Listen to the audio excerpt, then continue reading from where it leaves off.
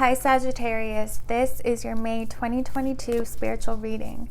So I will be pulling a shadow card for you guys today. I've been doing that for the past readings and they've been very, very interesting. So we'll see what messages want to come out for you guys for Sagittarius. Spiritual. All right, we have the riddle.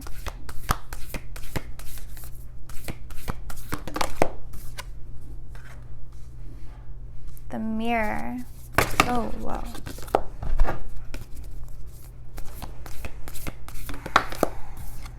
And Alethea. Your shadow card. We have Downcast Pride, number 20. I'm going to pull one of these.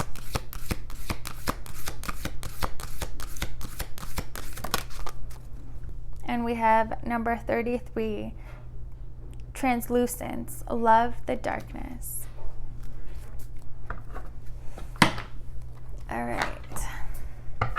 So this definitely feels like ninth house energy.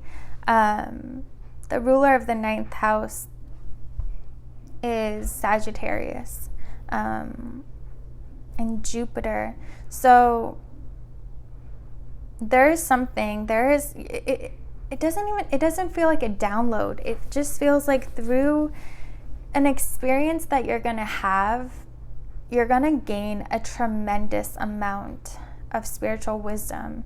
It's like you're tapping into the cosmic laws, the laws of the universe, and the way you're understanding it is through this experience that you have. You realize how the universe works. It feels like it's through experience that you learn, not through reading a book. Although we do have the riddle here. It's almost like there's something in your life that isn't, that you have to work out. Like there's a complication. There's also Saturn energy. Like there is an obstacle that you have to find a way through, a way out of. And through that obstacle is where you gain all of this wisdom, where there's so many lessons in here. And that is Saturn's energy, right? He's like the father that teaches us through struggles and through conflicts. It's like physical lessons that we learn through experience, and that's exactly what's going on here. We have the mirror and Alethea. Reflection, this person that could be a person you're dealing with during this time, or this thing you're dealing with is actually a direct reflection of what's going on within you. So it's like this knot, if you're able to unravel it, you also unravel this knot that was within you and in your own subconscious mind. And like through fixing this, you are also healing yourself. Let's see. We have the Seven of Cups, Lord of Illusionary Success. So we did have Downcast Pride here in Translucence, Love the Darkness. It does feel like this situation is also kind of forcing you and everyone else involved to kind of humble themselves. I don't know exactly what this is. It could be tied to your career, or something more serious, like you may be in school, something, either a job or steps you're taking towards a career or a job. And we have Translucent, Love of the Darkness. It's like this is kind of forcing you guys to tap into the spiritual realms, tap into that scorpionic energy, but in a physical way. So it's not like through meditation or through spiritual practices. It's through this physical obstacle that you're moving towards and that you're figuring out.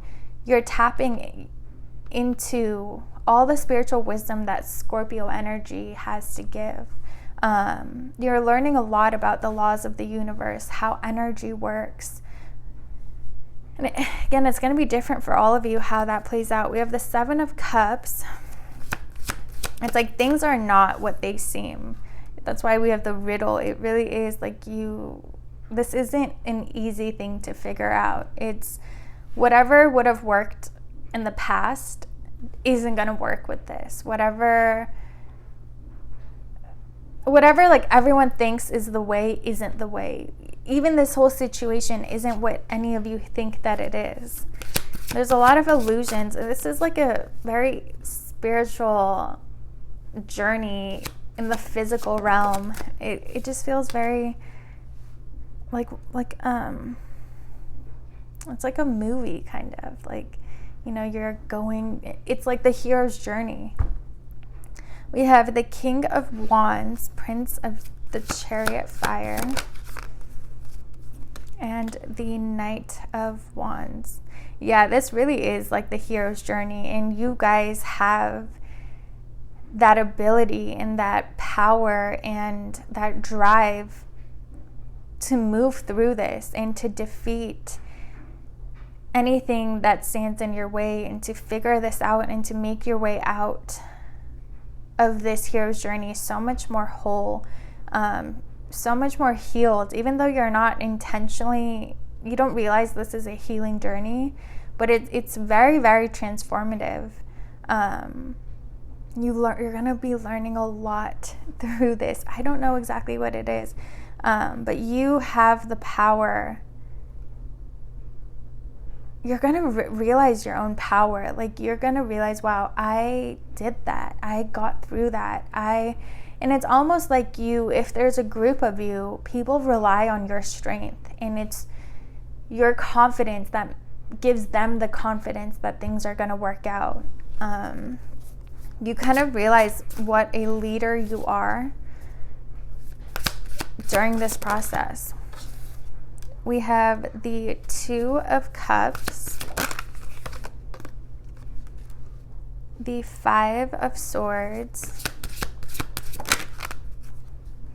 and the Queen of Cups. So some of you, this will have to do with, you know, again, your career and that 9th and 10th house energy. But for others of you, it's like there's two groups. This could have to do with love, and it's a relationship that you guys don't want to let go of. You both want to fight for this, but it's like the journey for you guys is fighting for love. You know, you're that warrior of love, not letting this connection go, not wanting to not giving up, but making it work, finding ways to make this work. This is definitely soulmate energy, but there's also conflict in this connection. Like, for whatever reason, it's almost like you guys don't speak the same language, but instead of letting it go, you want to learn each other's language. You want to understand each other. And this person could be a twin flame energy where they are your mirror. So the more you try to understand them, the more you understand yourself. This person could be a water sign. Cancer, Scorpio, or Pisces, but there is a lot of love here. And again, this is a soulmate connection. This is a very, very powerful connection that you two share.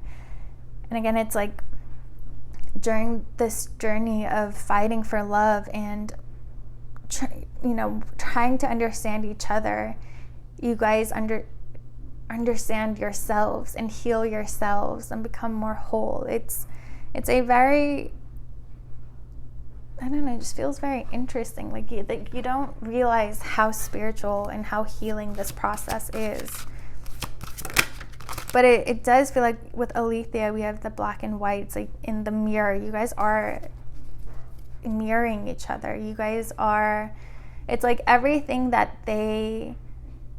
who they are in their life is you're in your subconscious mind, and who you are is in their subconscious mind, and it's like that's kind of how you guys make each other whole, how you empower each other. this is a very, very powerful relationship and definitely worth fighting for.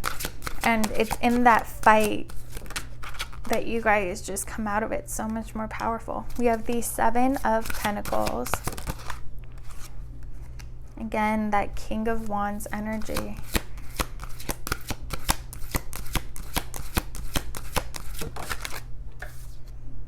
And the Fool. Yeah, whatever this is, you guys aren't willing to give up on it. There's so much, like, you can't think back on this situation and be willing to let it go. You know, whatever this is feels very important to you, feels very dear to you and close to your heart. That's why you feel you have the power and the willpower and the strength to fight for it. And that's why you're kind of stepping into that warrior energy. And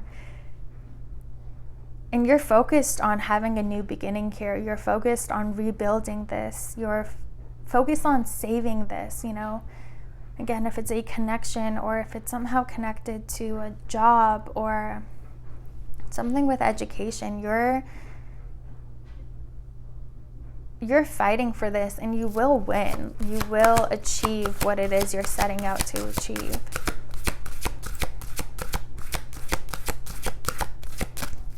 This person could definitely be a Scorpio if you're dealing with another, if this is about love. We have Temperance. Yeah, you guys balance each other out so well. You guys are together, you're whole. And it's not that we're not whole on our own, but like I've said this before, if you look at your natal chart, like you could have planets in, 5 to 6 houses, for example. And that is how you are whole. That's who you are. But this person could have their houses in the exact houses that you have nothing, that are empty in your chart. So that's how it's like on a grander scale, you guys complete each other and you guys balance each other and are whole. And that's what I consider a power couple, because they're tapped into all the energies of the universe, all different energies, all different houses, all that different aspects of life they can relate to, they can somehow resonate with, they can tap into. And you guys have that. Like, again, this is worth fighting for.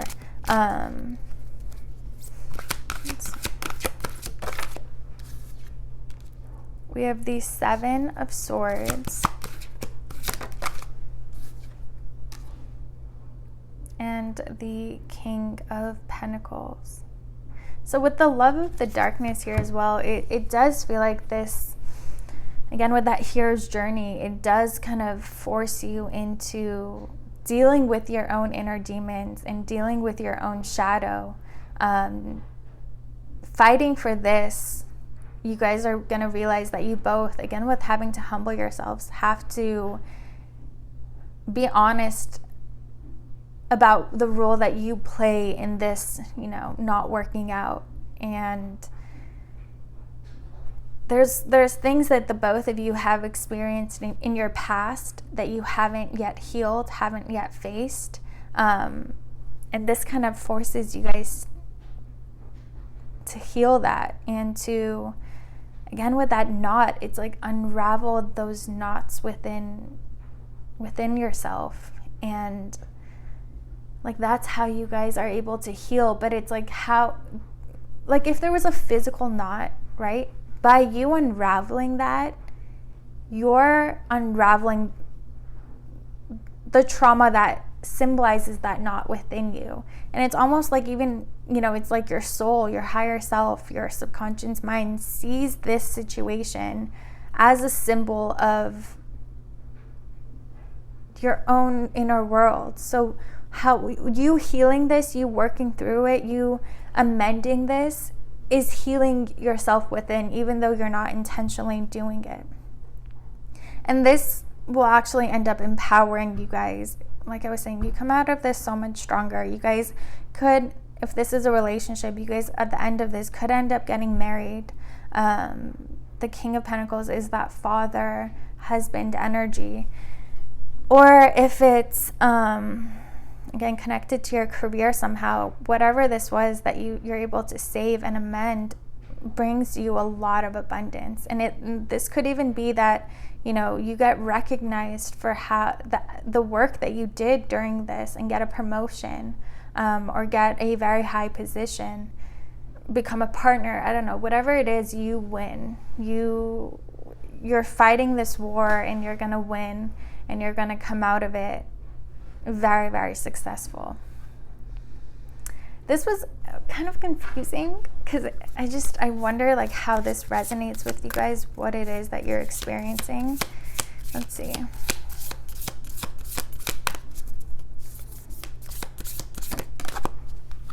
All right.